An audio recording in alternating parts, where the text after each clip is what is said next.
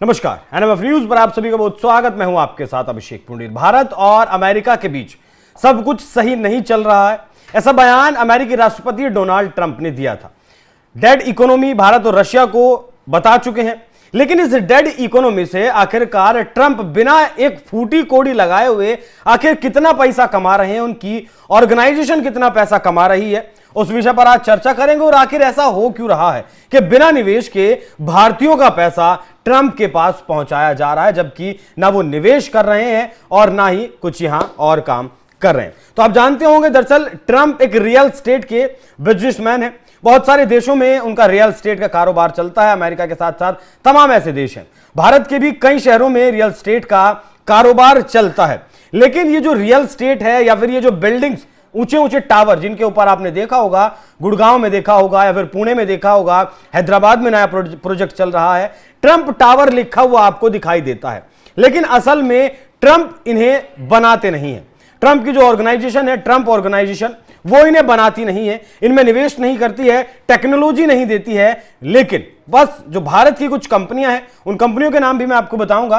वो कंपनियां Trump tower लिखने के लिए, महज ट्रंप टावर लिखने के लिए ट्रंप को मिलियंस ऑफ डॉलर देते हैं।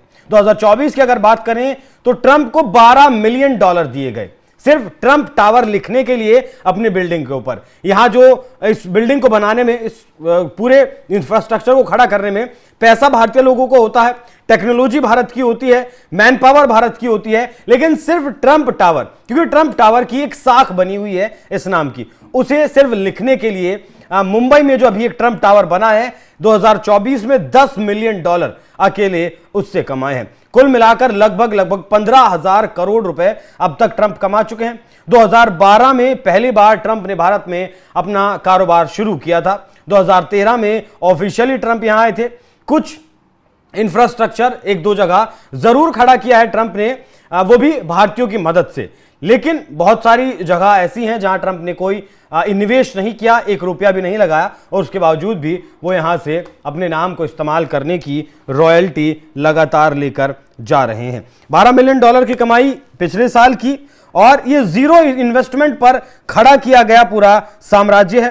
ट्रंप ऑर्गेनाइजेशन ने अपने इंडिया पोर्टफोलियो को हाई मार्जिन और जीरो इन्वेस्टमेंट मॉडल पर खड़ा किया है, और यही भारत को डेड इकोनॉमी वाले बताने वाले ट्रंप का बिजनेस मॉड्यूल है। बिना एक पैसे लगाए हुए भी यहां होता क्या है कि ये तो ना तो कंस्ट्रक्शन करते हैं, ना ही किसी प्रोजेक्ट में पैसा लगाते हैं, कोई माथापच्ची नहीं, सिर्फ luxury real estate project Trump का नाम बेचता है, और इतने से ही उन्हें 3 से 5% की आमदनी बैठे बैठे दी जाती है। और ये ऐसा नहीं है कि ट्रंप का नाम इस्तेमाल करने के लिए सिर्फ एक बार पैसा दे दिया जाए। मतलब जितने में कोई फ्लैट आप बेचेंगे, टावर आप बेचेंगे, उसमें आपको 2 से 3% पैसा इन्हें ट्रंप को देना होगा। जिस दूसरे कार्यकाल में फिलहाल भारत से पंगा लिया है, इसमें अप्रत्याशित तरीके से इनकी कमाई में भारत में बढ़ोतरी हुई है। पिछले साल नवंबर में उसने जितने की खबर आई, लगभग 8 मिलियन वर्ग फीट के नए प्रोजेक्ट की घोषणा हुई थी। पुणे, गुरुग्राम, हैदराबाद वाले प्रोजेक्ट्स लॉन्च हो चुके हैं। ये सारे लगभग 4.3 मिलियन वर्ग फीट के लग्जरी प्रोजेक्ट हैं। रिपोर्ट बताती है कि इन प्रोजेक्ट से उन्हें लगभग 15,000 करोड़, मतलब $1.8 बिलियन मिल सकते हैं। और ट्रंप बताते हैं भारत की इकोनॉमी को डेड इकोनॉमी, और भारत से ही लगातार ये पैसा कमाकर जा रहे हैं। ट्रंप ऑर्गेनाइजेशन भारत में रियल एस्टेट प्रोजेक्ट्स के लिए जो लोकल डेवलपर्स होते हैं, जैसे कि भारतीय जो डेवलपर हैं, लोढ़ा ग्रुप है, यूनिमार्क है, ट्रिबेका है, ट्रेबा डेवलपर्स के साथ साझेदारी करते हैं। उनकी कमाई मुख्य रूप से ब्रांड लाइसेंसिंग और 3 से 5% की जो रॉयल्टी है उससे होती है। ट्रंप टावर की संख्या फिलहाल भारत में साफ तौर पर नहीं बताई जा सकती, लेकिन कहा जाता है कि 5 high rise luxury residential project के रूप में यहां ट्रंप टावर मौजूद है, जो मुंबई, पुणे, गुड़गांव, कोलकाता में है। इसके अलावा हैदराबाद, नोएडा, बेंगलुरु में इन प्रोजेक्ट्स का विस्तार हो रहा है।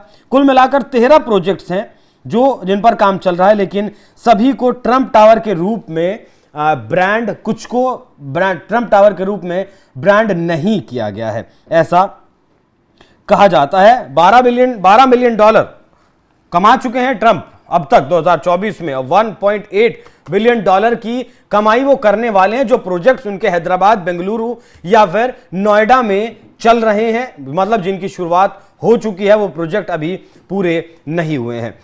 तो ये धत्ता है कि ट्रंप ने जो कुछ कहा था वो सही नहीं कहा था, वो पूरी तरीके से झूठ था। और भारत की इकोनॉमी अगर डेड इकोनॉमी थी तो भारत 4 ट्रिलियन डॉलर की इकोनॉमी को कैसे पार कर गया। चाइना जो 19.5 ट्रिलियन डॉलर की इकोनॉमी है, जिसके ऊपर अमेरिका की तरफ से 145% का टैरिफ लगाया गया था, लेकिन आज मौजूदा वक्त की अगर बात करें तो 3 महीने का तो ट्रंप के द्वारा एक्सटेंशन दे दिया गया चाइना को, और फिलहाल 10% टैरिफ उनसे वसूला जा रहा है। लेकिन ब्राजील और भारत के ऊपर, सिर्फ ब्राजील और भारत ऐसे देश हैं जिनके ऊपर 50% का टैरिफ ट्रंप ने लगाया है। ब्राजील के जो राष्ट्राध्यक्ष हैं लूला, उन्होंने तो साफ तौर पर यह कह दिया था कि मैं ट्रंप से बात ही नहीं करूंगा। जब उनके ऊपर भारत से पहले 50% का टैरिफ लगाया गया था, तब उन्हें उनके कुछ लोगों ने कहा था कि आप अमेरिका के राष्ट्रपति डोनाल्ड ट्रंप से बात करिए, हो सकता है वहां कुछ हो। लेकिन लूला ने साफ तौर पर कहा कि अगर मुझे फोन करना होगा तो मैं प्रधानमंत्री मोदी को फोन करूंगा, मैं पुतिन को फोन करूंगा, मैं जिनपिंग को फोन करूंगा, मैं ट्रंप को फोन नहीं करूंगा। चीन की अगर बात करें तो 145% का टैरिफ जब चीन के ऊपर लगाया था, तब चीन ने भी 145% का टैरिफ अमेरिका के ऊपर लगा दिया था। Rare earth minerals, rare earth metals, rare earth magnets जो हैं, उनका प्रोडक्शन, उनकी सप्लाई अमेरिका को बंद कर दी थी, जिसके बाद अमेरिका को घुटनों पर आना पड़ा था। ट्रंप और एलन मस्क का उस वक्त विवाद चल रहा था। एलन मस्क का अमेरिका से ज्यादा, टेस्ला अगर कहीं बिकती हैं तो वो चाइना में बिकती हैं, वहां अमेरिका को घुटनों पर आना पड़ा। अब भारत को भी दबाने की कोशिश ट्रंप के द्वारा की गई।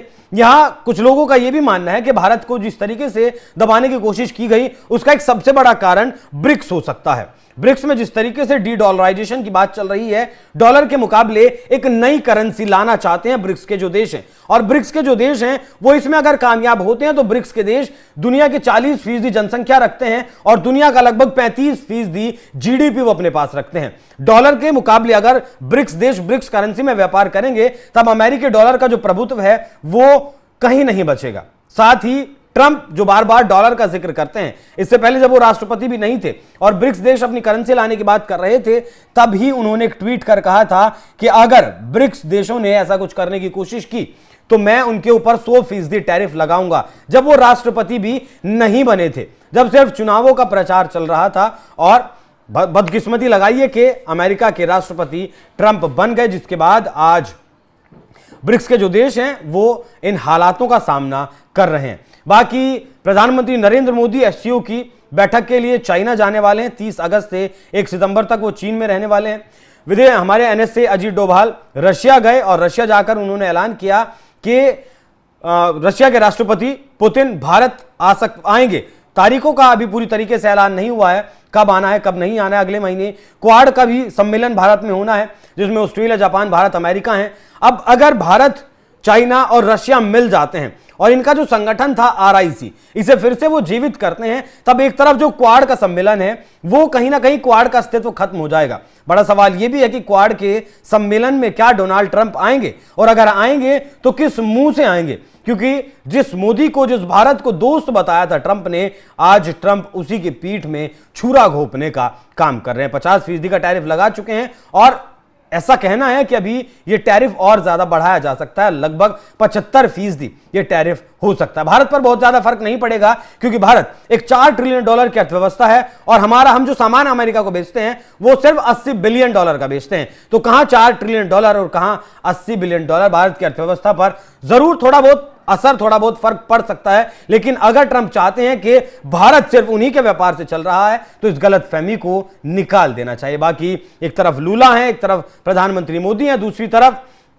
चीन के राष्ट्रपति शी जिनपिंग और पुतिन मिलकर, साउथ अफ्रीका की बात करना यहां जरूरी है, क्योंकि जिस तरीके से साउथ अफ्रीका के राष्ट्राध्यक्ष को भी ट्रंप ने बिठाकर अमेरिका में व्हाइट हाउस में जिस तरीके से बेइज्जत करने का काम किया था, तो अब वो बदला, उम्मीद रखिए कि जल्द ही ये बदला ब्रिक्स के देश मिलकर ट्रंप से लेंगे। बाकी जिस तरीके से डेड इकोनॉमी बताने वाले ट्रंप हजारों करोड़ रुपए भारत से कमा रहे हैं, उस पर आपकी क्या राय है? अपनी राय हमें कमेंट कर जरूर बताइएगा। नमस्कार।